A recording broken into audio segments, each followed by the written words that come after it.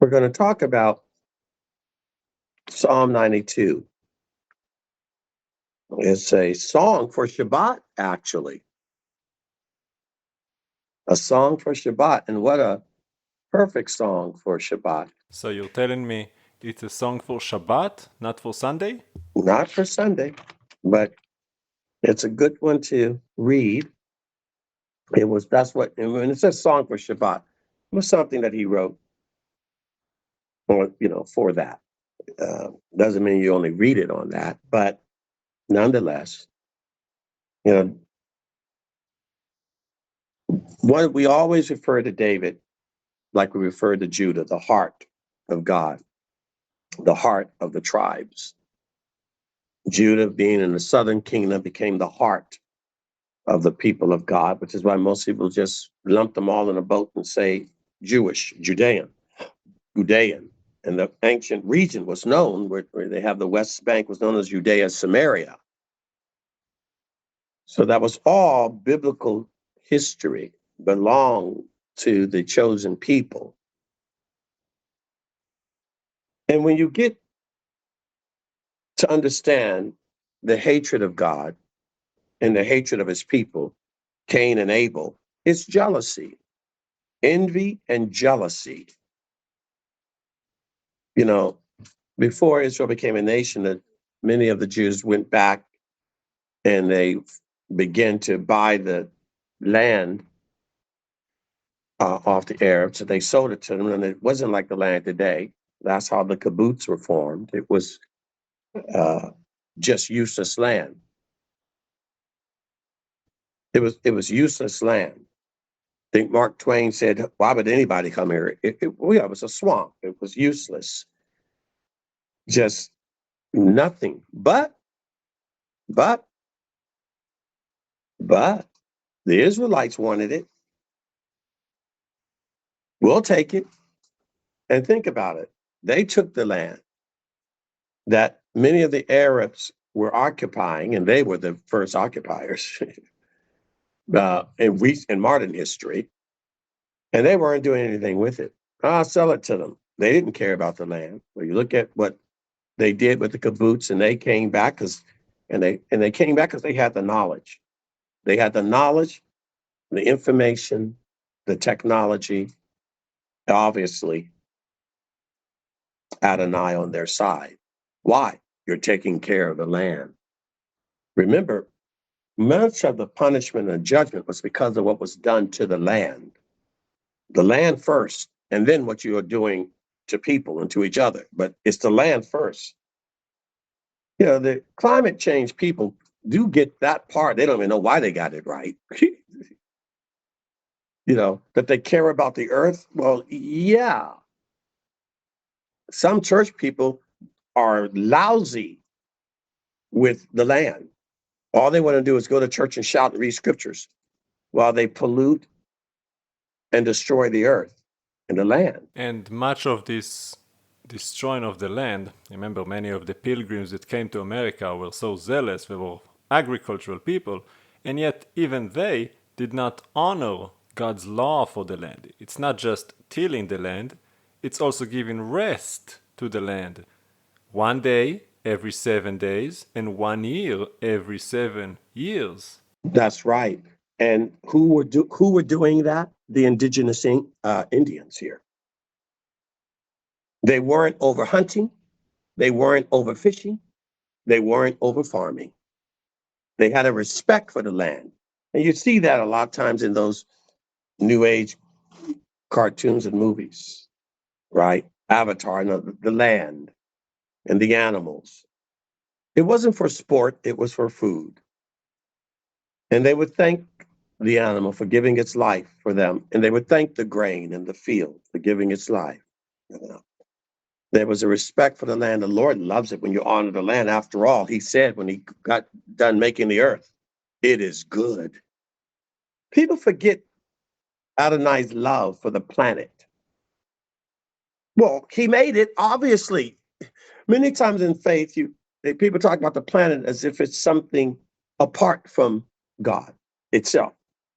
A lot of people attack the atheists for taking God out of the part for their creation, but Christians are known to take God out of the part of the creation itself. The trees of the fields should clap their hands. The land cried out when Abel's blood hit it. You know, Father made it all. He's infused in everything. No, Adam is not God, but he's infused with God. The soil is not God, but it's infused with God, which is why it can give us life. The sun is not God, but it's infused with him. The tree is not God, but it's infused with him, which is why it gives us breath.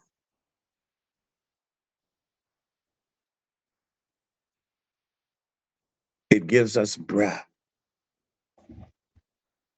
We're able to breathe because of the trees of the field that gives us breath. Everyone is always better off when they're walking through a forest or field with the green that gives us breath. Make sure we can breathe. The water that gives us life. Our holy biological fluids. We are 70% water. Miracle of life. Whenever we talk about other planets, we're trying to, what's the first thing they look for? Is there water there? So the hunger and thirst after righteousness, the grain, the water of life. And it's so important, isn't it, Guy, to understand so that we don't misinterpret.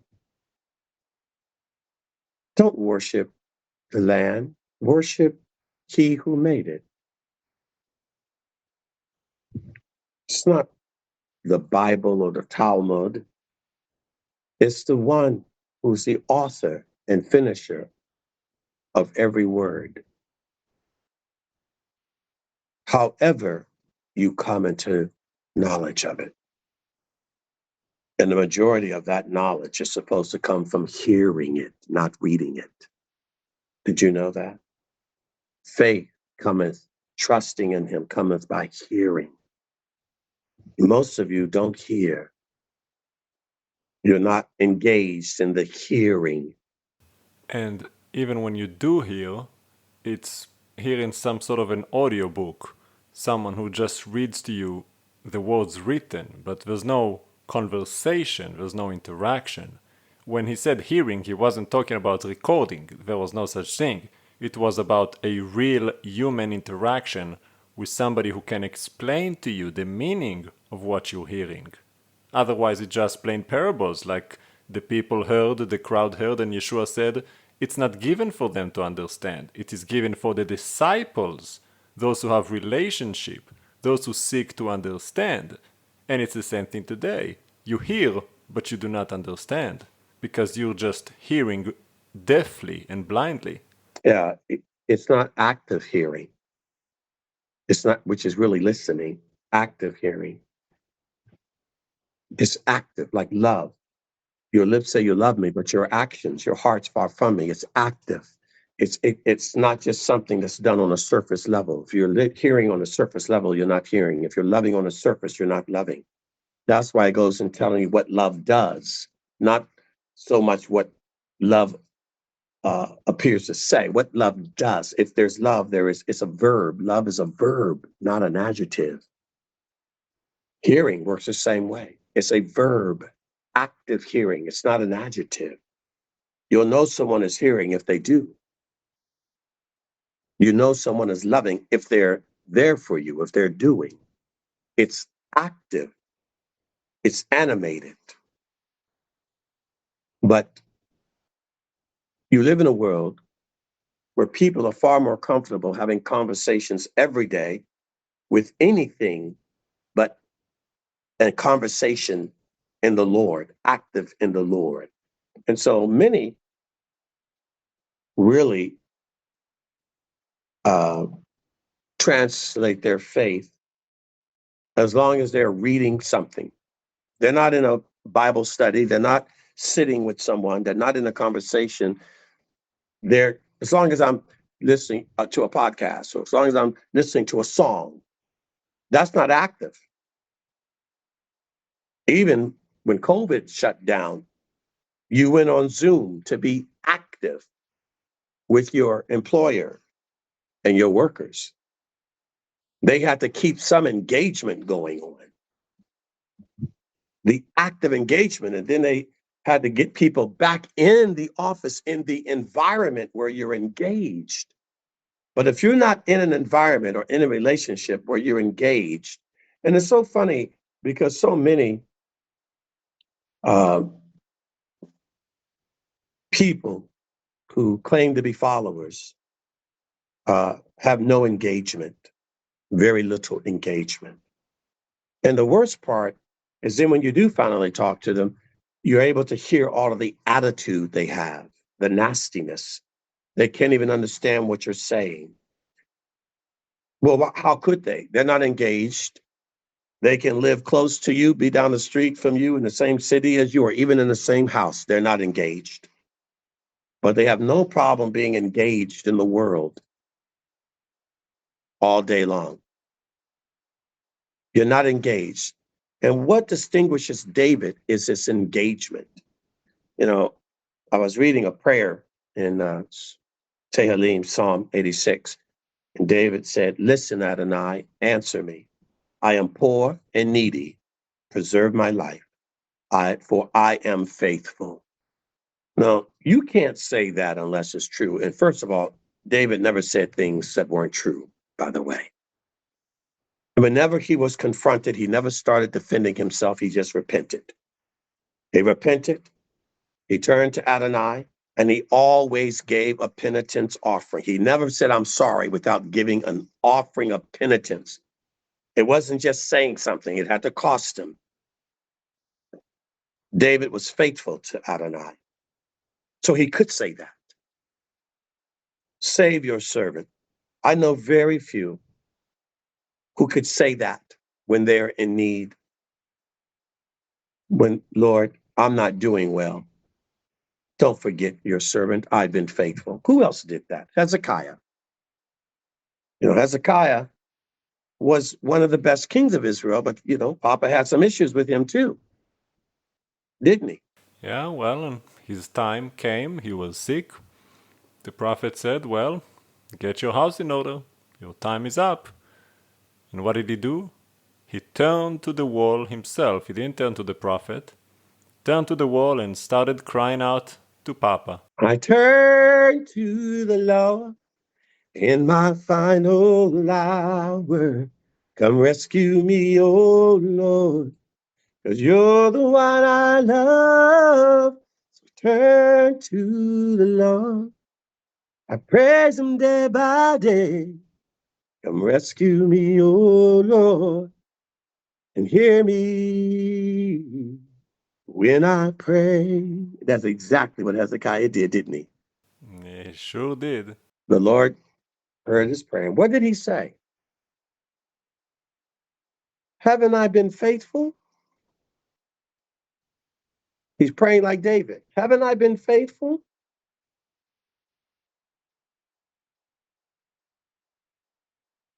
Well, yeah, you have been. Don't I deserve to have a gift of life? Well, yeah, that's true. You've done a good job. Okay. That's how you negotiate with Papa. But you better have, it's not, have you better have something really to back it up. Yeah, and before you even have anything to back it up, you have to know who to turn to. Most people don't even know that part. Even those who claim to believe in God don't even know how to approach Him, what's His name, whose God He is, and how to pray to that God. You have no idea because you're never in relationship with Him. Right, right. And it wasn't an entitlement. It wasn't like God owed him. He didn't owe him anything. The point was, if anything good I've done for you. But if there's something that would warrant, but so many of the kings before me have been evil. And I've gotten rid of these idols and I brought the people back. Could you spare my life? Father said, I'm gonna give you 15 more years. I will give you 50. And that's mercy. It's not old, but I'll give you 15 more years. He didn't go, I deserve. You know what no. See, that's what many of you do. He simply said, Father, I've obeyed you. Now, not only did he give him mercy, but he also delayed the judgment because the judgment was still coming. He said, I'm going to bring the judgment through your children.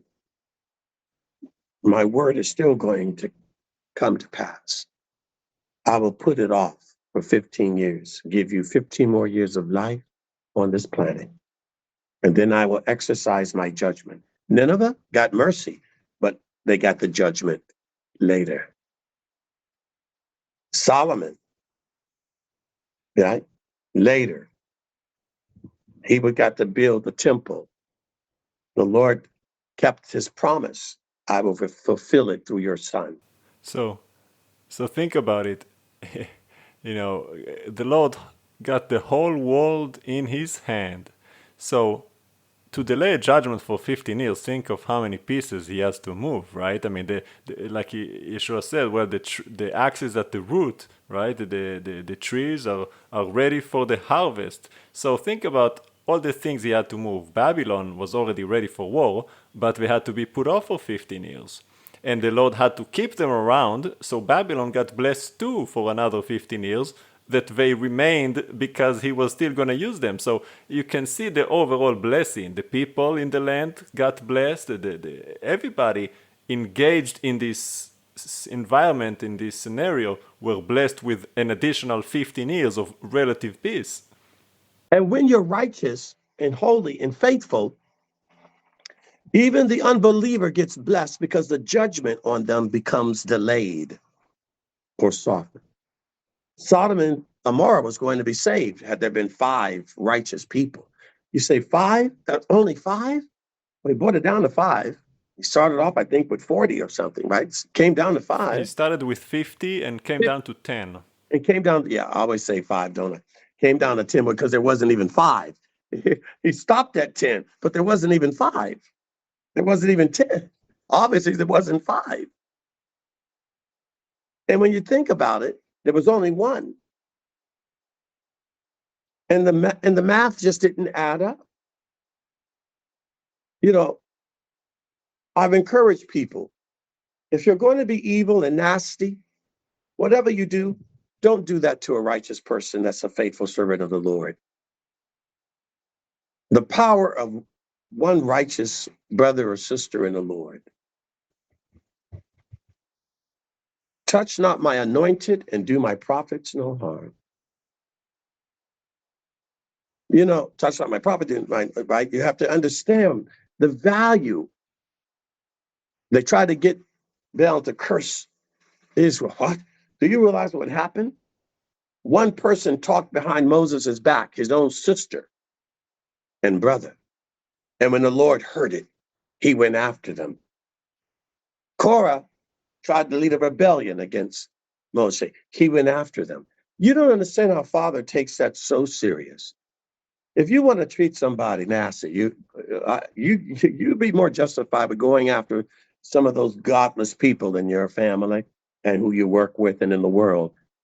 But when you've got an attitude and nastiness towards a servant, a follower of the Lord, and you know what he says, especially what you do to children, it's over for you. He takes that very, very seriously. And do not be deceived, just because you get a little grace and a little benefit because of that righteous man, you will eventually get judged.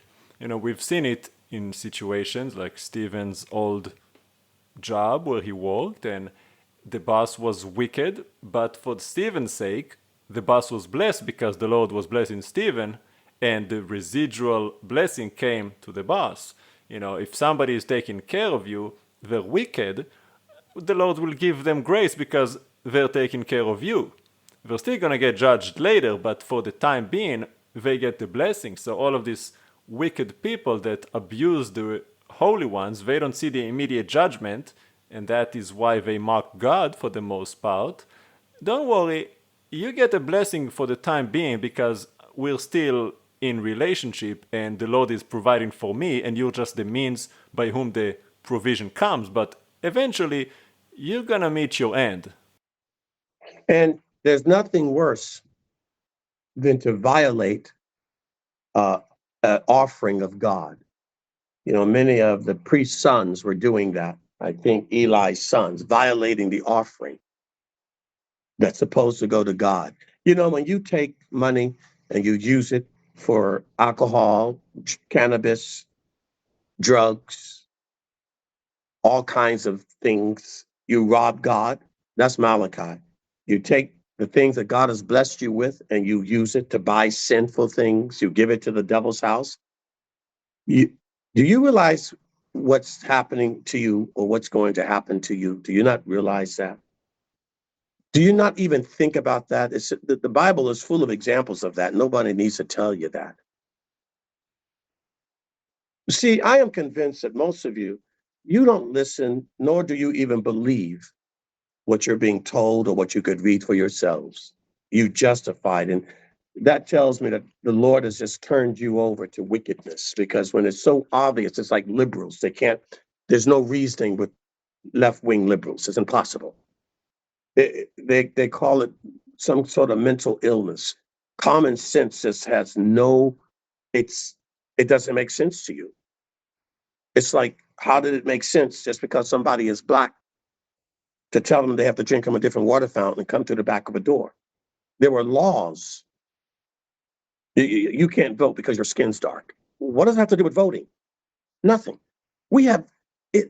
Mankind is wicked, no matter how you look at it. Wicked. So I'm Jewish, and that makes me what? Just what? It's illogical. It's illogical but it doesn't matter, because throughout human history, religious history, secular history, it doesn't matter what kind of history, the nature of the human is so deplorable. They will do what does not make sense. Does it make sense to sexually abuse your own children? Of course not, but they'll do it. Does it make sense to kill your children? People do it all the time. Does it make sense that the thing that gave you life, the Menendez brothers here in California that shot both of their parents dead while they were watching television? Teenage boys? Does it make sense that somebody would walk into a school with a gun and just kill little tiny children sitting there in the classroom or in the church? Does this make sense? Diabolical creatures. And yet you have an example of what kind of creature to be. You see it in David. Preserve my life, for I am faithful. Save your servant who trusts in you. You are my God. Take pity on me, Adonai. I cry to you all day. Fill your servant's heart with joy, for to you, Adonai, I lift my heart. You are kind and forgiving, full of grace. And don't say kind and forgiving, trying to justify sin. He doesn't do that. Read Psalm 51 and you'll understand. Kind and forgiving just for you to continue to do the same thing you've done. No, it doesn't work that way. Listen to my prayer, Adonai. Pay attention to my pleading. On the day of my trouble, because I'm calling on you, you will answer me. There is none like you among the gods, Adonai. No deeds can compare with yours. All the nations you have made will come to bow before you. Hallelujah. They will honor your name, for you are great. He said all the nations, not all the tribes, all the nations. You do wonders. You alone are God. Adonai, teach me your way. Teach me the measure of my days, so that I can live by your truth. Make me single-hearted. Wow. Did you hear that? Single-hearted, not divided. And my intention, single-hearted. No one comes even close to you. It's not God, my wife. No. It's just God. He's in a category all to himself. Don't associate anything with him. It's not God's number one, my wife's number two. No. God's just number one. There is no number two. Single-hearted, so that I can fear your name. I will thank you, Adonai, my God, with my whole heart. I will glorify your name forever, for your grace toward me is great. You have rescued me from the lowest parts of Sheol. God, arrogant men are rising against me. A gang of brutes are seeking my life. And to you, they pay no attention. But you, Adonai, are merciful, compassionate, slow to anger, rich in grace and truth. Turn to me and show me your favor. Because he didn't turn away from him. So don't mistake what that means. Strengthen your servant and save your slave girl's son. Give me a sign of your favor, so that those who hate me will see it and be ashamed. Because you, Adonai, you have helped and comforted me. It is good, he says in Psalm 92, to give thanks to Adonai. Sing praises to your name, Elyon, and tell in the morning about your grace, and at night about your faithfulness. Meaning, that's what we do. Talk about what the Lord has done at the end of the day, at the end of the week on our Shabbat. To the music of 10-string light, with the melody sounding on a lyre. For Adonai, what you do makes me happy. I take joy in what your hands have made. How great are your deeds. Do you take joy in what you've done or what God has done? What he has made or what you've created? Your business acumen or his wisdom?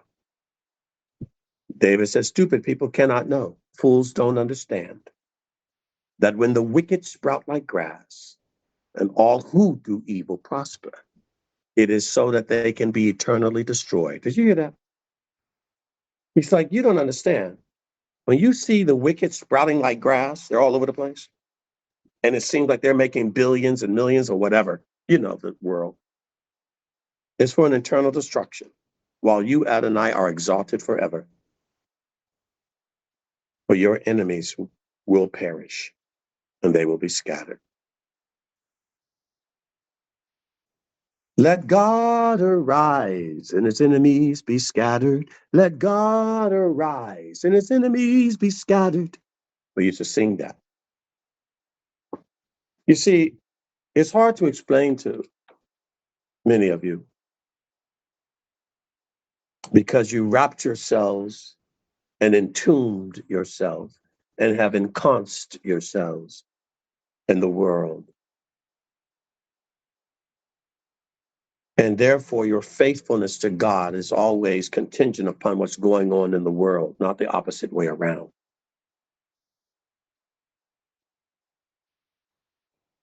And so, even when there is mercy or grace, you measure it by your flesh and the world.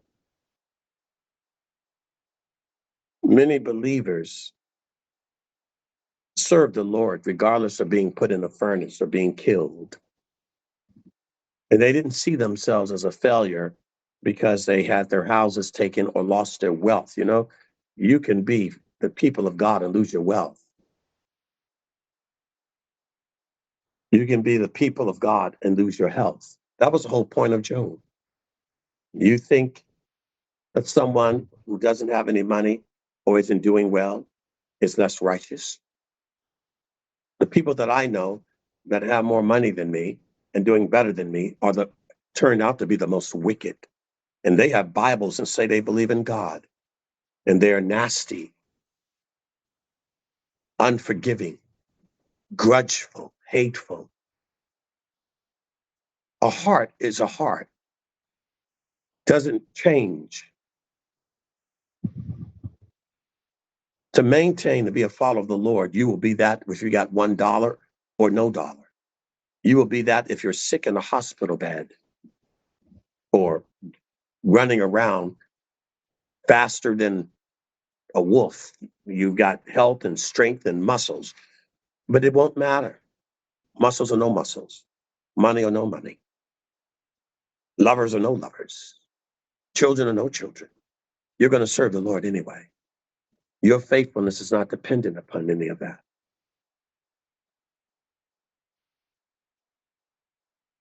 Your faithfulness is for God's salvation of your soul, regardless of losing your house, losing your car, losing your health. And therefore, you'll see that man in all situations, or that woman in all situations. Give God the glory, no matter what. Hallelujah. I want to read Psalm 92, Tehillim.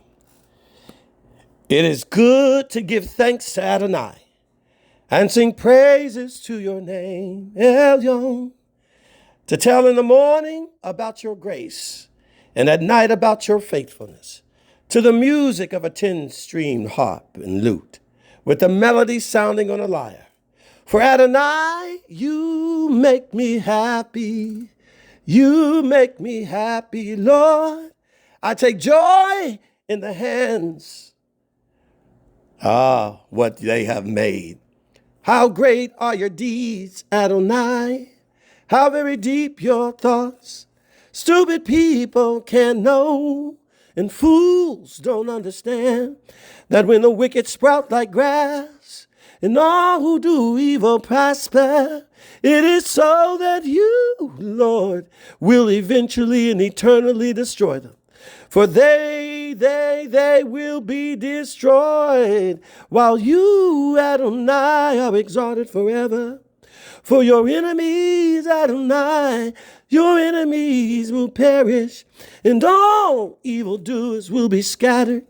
But you have been given me the strength of a wild bull.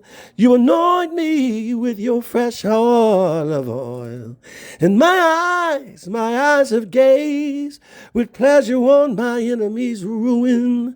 And my ears have delighted in the fall of my foes. For the righteous will flourish like a palm tree, and they will grow like a cedar in the Lebanon, planted in the house of Adonai, and they will flourish in the courtyard of our God. Even in old age, they will be vigorous, still full of sap, still bearing fruit, proclaiming that Adonai is upright, my rock, in whom there is no wrong. מזמור שיר ליום השבת. טוב להודות לאדוני ולזמיר לשמך עליון, להגיד בבוקר חסדך ואמונתך בלילות, עלי יסוב עלי נבל, עלי היגיון בחינו, כי שמחתני אדוני בפעליך במעשה ידיך ארנן. מה גדלו מעשיך אדוני, מאוד עמקו מחשבותיך, איש בר לא ידע. וכסיל לא יבין את זאת, בפרוח רשעים כמו עשב, ויציצו כל פועלי יבון. להישם דם עדי עד, ואתה מרום לעולם אדוני, כי הנה אויביך אדוני, כי הנה אויביך יאבדו. התפרדו כל פועלי אבן, ותרם קיראים קרני, בלותי בשמן רענן, ותבט עיני בשורי. בקמים עלי מרעים, תשמענה אוזני, צדיק תמר יפרח כארז, בלבנון ישגה.